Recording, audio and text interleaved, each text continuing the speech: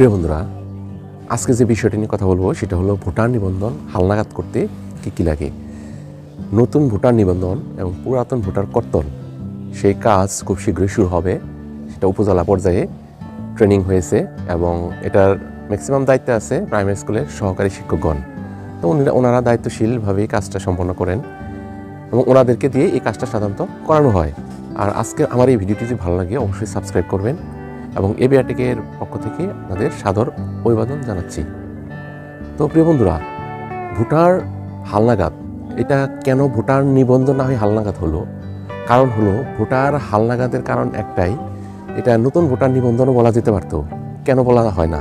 কারণ হলো যেটা পুরাতন ভোটার, যেগুলা শ্রদ্ধেয় মুরব্বীগণ মৃত্যুবরণ করেছেন তাদের ভোটার তালিকা থেকে বাদ দেওয়া এবং নতুন ভোটার অন্তর্ভুক্ত করা, এই কারণে একে ভোটার নিবন্ধন না বলে ভোটার হালনাগাদ বলা হয়। আর ভোটার হালনাগাদ সম্পন্ন করতে আপনাকে যে যে নিয়ম পালন করতে হবে বা যে যে কাগজপত্র আপনার বাড়িতে রেডি রাখতে হবে সে বিষয়ে আজকে আমার ভিডিওটি।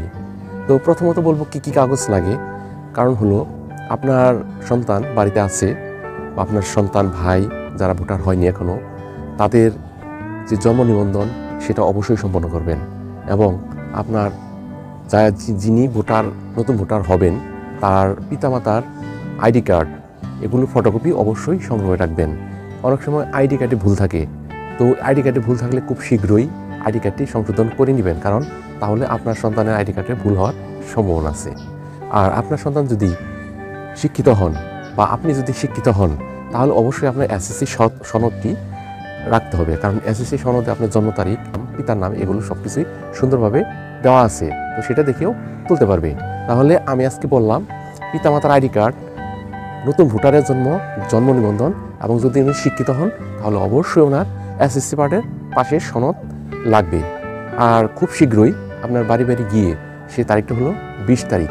20 তারিখে থেকে শুরু হবে আপনার নতুন ভোটারের নিবন্ধন এবং পুরাতন ভোটারের কর্তন, এবং ওনারা প্রতি বাড়ি বাড়ি গিয়ে এই কাজটি করবেন এবং কাজের দায়িত্ব যিনারা পেয়েছেন ম্যাক্সিমামই আপনার আশেপাশে প্রাইমারি স্কুলের শিক্ষকগণ, এবং ওনারা অলরেডি ট্রেনড আপ হয়ে গেছে।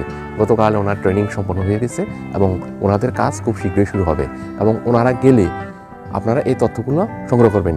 যদি ওনারা না যায় তবে আপনার নিজ দায়িত্বে আশেপাশের প্রাথমিক বিদ্যালয়ের শিক্ষকদের সাথে যোগাযোগ করলে আপনার এই তথ্যগুলো নিবন্ধন বা হালনাগাদ করার আপনার জন্য সুবিধা হবে।